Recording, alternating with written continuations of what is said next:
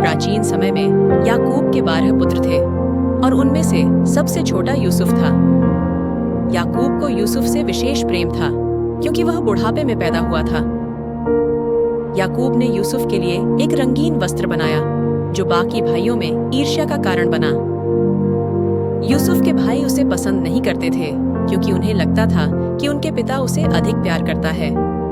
एक दिन यूसुफ ने सपना देखा कि वह और उसके भाई खेतों में काम कर रहे थे और उनके ढानों के पूले झुककर यूसुफ के पूले के आगे सिर झुका रहे थे। यूसुफ ने यह सपना अपने भाइयों को सुनाया और इससे वे और अधिक नाराज हो गए। कुछ समय बाद यूसुफ ने दूसरा सपना देखा जिसमें सूर्य, चंद्रमा और 11 तारे उसके आगे झुक रहे थे।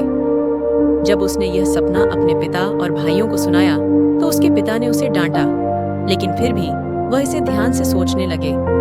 इस कारण उसके भाइयों की ईर्ष्या और बढ़ गई। कुछ समय बाद यूसुफ के भाई चरवाही के लिए दूर चले गए और याकूब ने यूसुफ को उनके पास भेजा। जब यूसुफ अपने भाइयों के पास पहुंचा तो उन्होंने उसे मारने की योजना बनाई, लेकिन बड़े भाई रूबेन ने इसका विरोध किया और उसे कुएं में फेंकने का सुझाव दिया ताकि बाद में वह उसे बचा सके। उन्होंने यूसुफ को पकड़कर उसके सुंदर वस्त्र को उतार दिया और उसे एक सूखे कुएं में फेंक दिया। उस समय कुछ इश्माएली व्यापारी वहां से गुजर रहे थे। यूसुफ के भाई यहूदा ने सुझाव दिया कि वे यूसुफ को मारने के बजाय उसे इन व्यापारियों को बेच दें। उन्होंने यूसुफ को 20 चांदी के सिक्कों में इश्माएलियों को बेच दिया जो उसे मिस्र लेकर चले गए। जब यूसुफ के भाई घर लौटे तो उन्होंने यूसुफ के वस्त्र को बकरियों के खून में डुबोकर अपने पिता याकूब को दिखाया। उन्होंने कहा कि शायद यूसुफ को जंगली जानवरों ने खा लिया।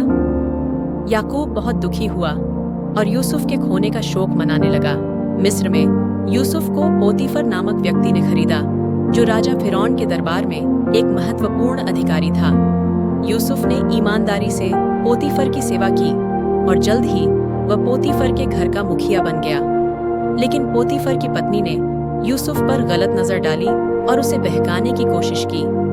जब यूसुफ ने उसका प्रस्ताव ठुकरा दिया तो उसने उस पर झूठा आरोप लगाया कि उसने उसके साथ दुर्व्यवहार करने की कोशिश की। पोतीफर ने गुस्से में यूसुफ को जेल में डाल दिया। जेल में भी परमेश्वर यूसुफ के साथ थे।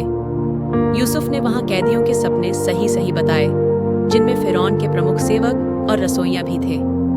एक दिन फिरौन ने 2 अजीब सपने देखे और कोई भी उसे समझा नहीं पाया। तब फिरौन के सेवक ने उसे यूसुफ के बारे में बताया और यूसुफ को दरबार में बुलाया गया।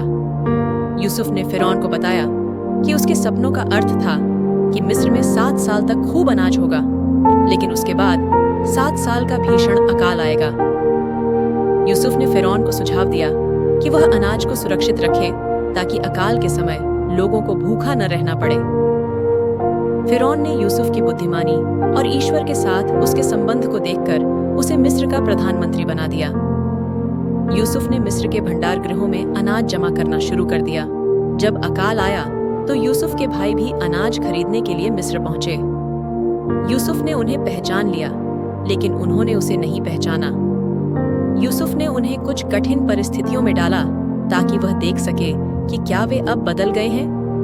उसने उन पर चोरी का आरोप लगाकर अपने छोटे भाई बिन्यामीन को रोक लिया। आखिरकार यूसुफ अपने भाइयों के सामने प्रकट हो गया और कहा, मैं तुम्हारा भाई यूसुफ हूँ जिसे तुमने बेचा था। ये सुनकर उसके भाई डर गए, लेकिन यूसुफ ने उन्हें माफ कर दिया।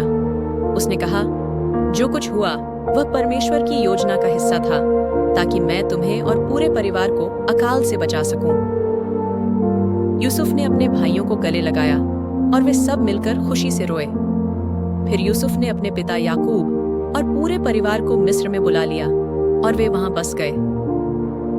यूसुफ ने अपने परिवार को प्यार और सम्मान के साथ रखा और परमेश्वर की योजना के अनुसार सब कुछ अच्छा हुआ।